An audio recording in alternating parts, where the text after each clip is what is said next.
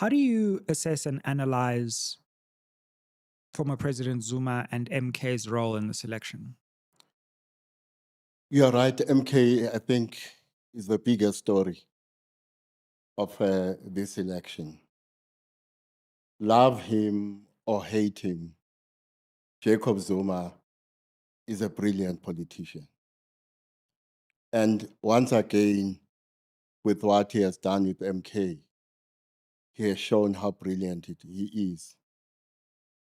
In fact, when I watched their rally at Orlando Stadium, Mm. on several occasions during that rally, I had goosebumps Hmm. because I thought, those who teach politics have been getting a lot of content from Jacob Zuma and MK and what he has done with MK. Mm. For me, what is interesting is this.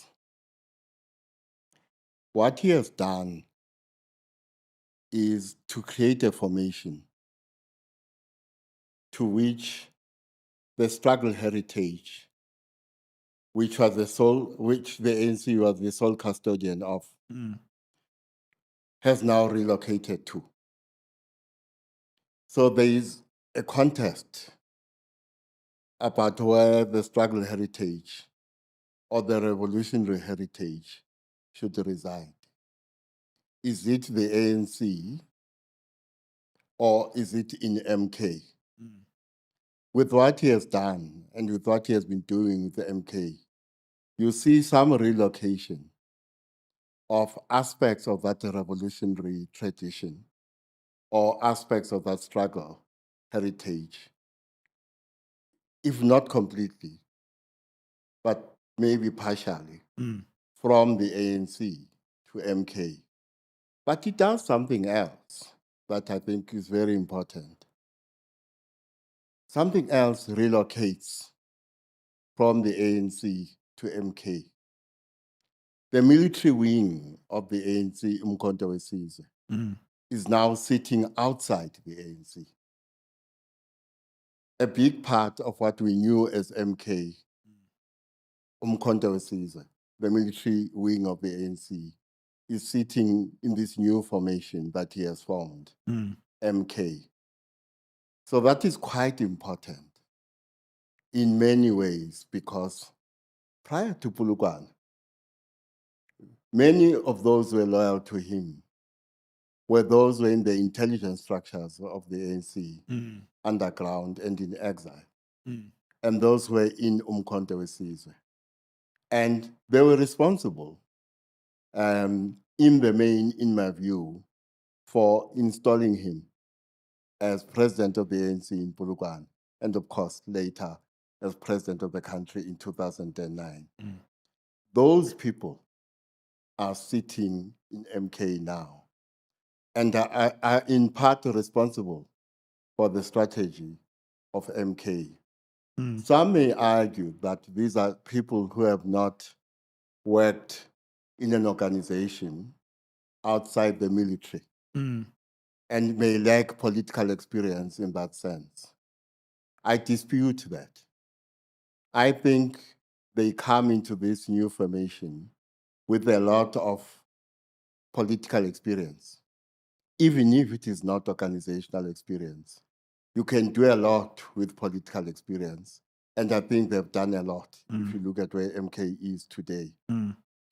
And if you look at the support, they've been able to land strategically to Jacob Zuma as their leader.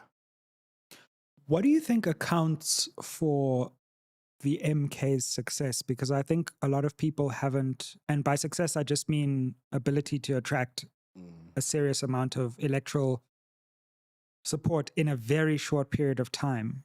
COPE had much longer, even though it was just before the election. The EFF had much longer, but MK has only been in existence for 6 months. mm.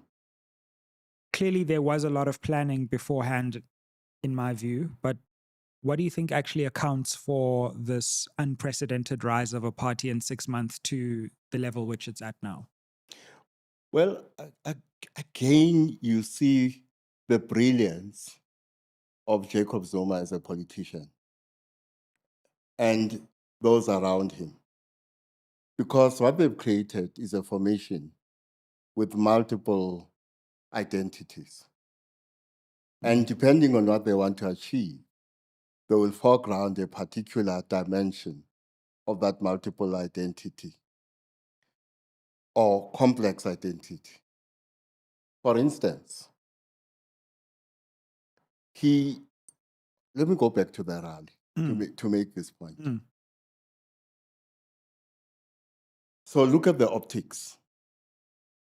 You have men in military uniform marching.